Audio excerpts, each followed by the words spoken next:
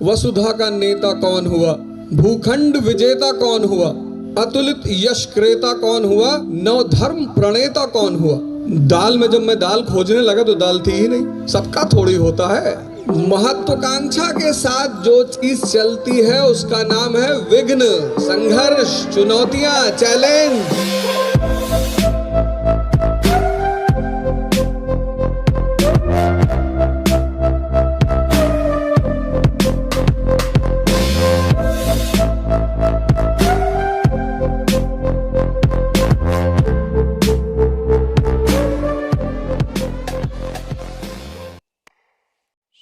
रामधारी सिंह दिनकर और निराला जी और ऐसे बहुत सारे भारत के कवि जिन्होंने हमेशा समाज को आईना दिखाने का काम किया, उसमें से रश्मिरथ मुझे बहुत ज़्यादा पसंद है, बहुत। और मैं यहाँ बैठे समस्त जो मेरे मित्रगण हैं, मैं उनसे निवेदन करूँगा कि आप रश्मिरथ जरूर पढ़ें। आदरणीय मुख्यमंत्री जी के सम्मान में मैं 4 लाइन कहूंगा बस, और उस 4 लाइन में सूत्र भी हैं उन्नति के, उत्थान के, उच्चतम स्तर पर पहुंचने के। आप सभी जितने लोग यहां बैठे हैं, सबकी अपनी महत्वाकांक्षा है, किसकी नहीं है। यहीं से ये कविता शुरू होती है। वसुधा का नेता कौन हुआ,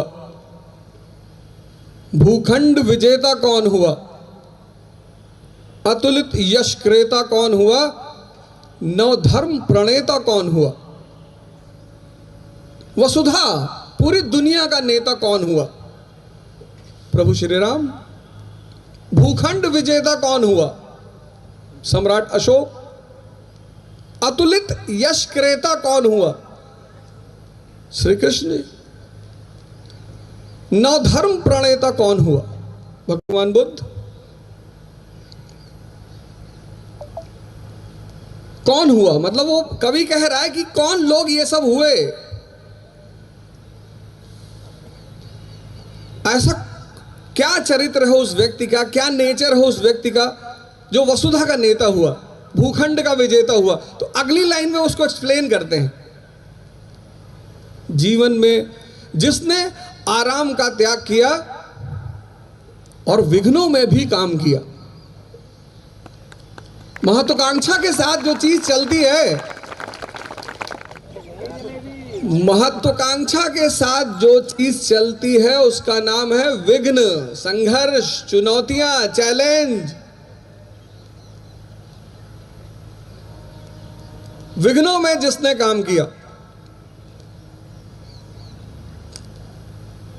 क्या काम है विघ्न का, इसको अगली लाइन में समझा है कि ये जो चुनौती है, ये जो चैलेंज है, ये जो संघर्ष है, इसका रोल क्या है जीवन में। क्लास 12th के बाद जब मैं इलाहाबाद आया तो मैंने अपने पिताजी से कहा कि पिताजी इलाहाबाद भेज रहे हो। तब इलाहाबाद था इसलिए इलाहाबाद बोल रहा हूं, अभी जब आज की बात करूंगा तो प्रयागराज बोलूंगा। तो उन्होंने मुझसे एक बड़ी अच्छी बात कही और उन्होंने ही मुझे प्रेरणा दी रश्मिरथ पढ़ने की। जब हम पहली बार यहां आए तो शुरुआत में तो शौक था कि टिफिन मंगाएंगे। टिफिन आया, माता जी ने कहा चिंता की कोई बात नहीं, टिफिन आएगा, टिफिन में खाओ बढ़िया। तो मैंने कहा टिफिन वाले तो 10 रोटी देंगे नहीं, बोले 15 देंगे।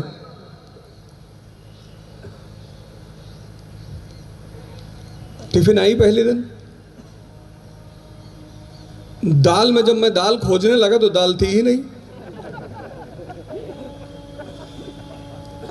10 दिन टिफिन का खाना खाया, पीलिया का सौगात मिला, पीलिया हो गया, घर भागे।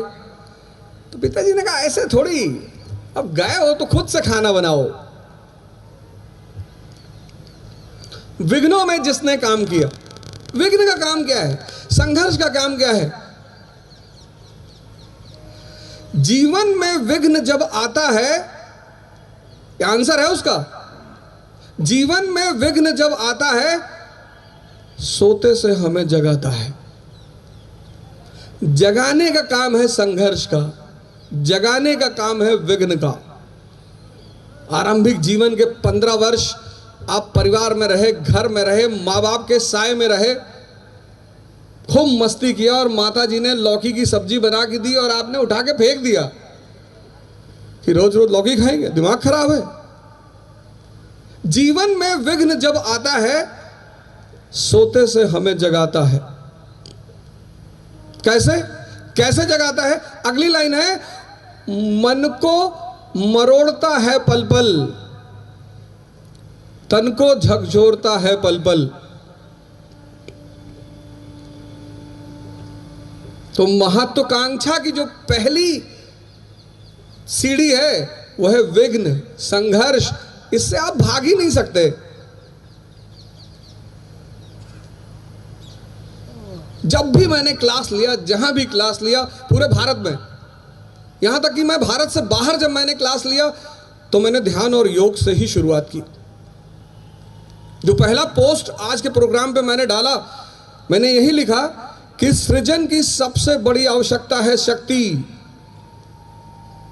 आप कुछ सृजन करना चाहते हैं, कुछ बनना चाहते हैं, समाज में अपना स्थान बनाना चाहते हैं, बिना शक्ति के आप कहते हैं सर हम तो गुटखा खा के बना लेंगे।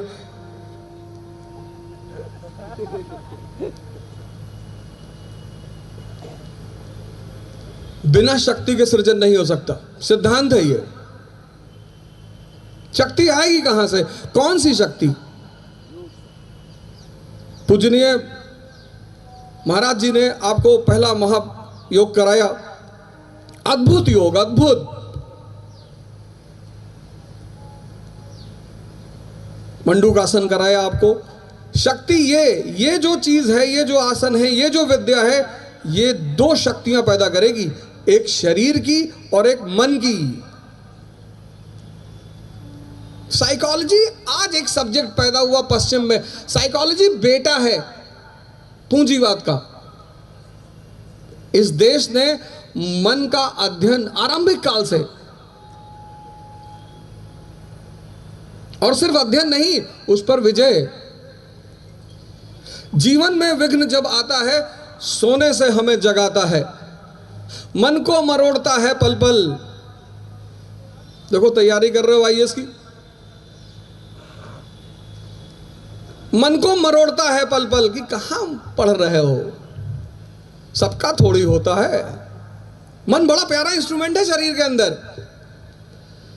कुछ भी तर्क दे देगा, कुछ भी। बहुत सारे लोगों ने वादा किया हम आएंगे, लेकिन शायद मन ने नहीं आने दिया, क्योंकि मन के तर्क बड़े प्यारे, बड़े विचित्र। किसी साहब ने मुझसे कहा कि आप योग ध्यान वगैरह की बात करते हैं। मैंने कहा हाँ। क्या घोड़ा इतना दौड़ता है, उसका जीवन सिर्फ 20 वर्ष है, और अजगर सिर्फ सोता है, उसका जीवन 100 वर्ष है। मन, बहुत लोगों ने सुबह 4 बजे का अलार्म लगाया होगा और 4-5 पे मन ने कहा होगा कि कहां जाओगे? अच्छा जाओगे 5 मिनट और 8 बजे उनकी नींद खुली होगी।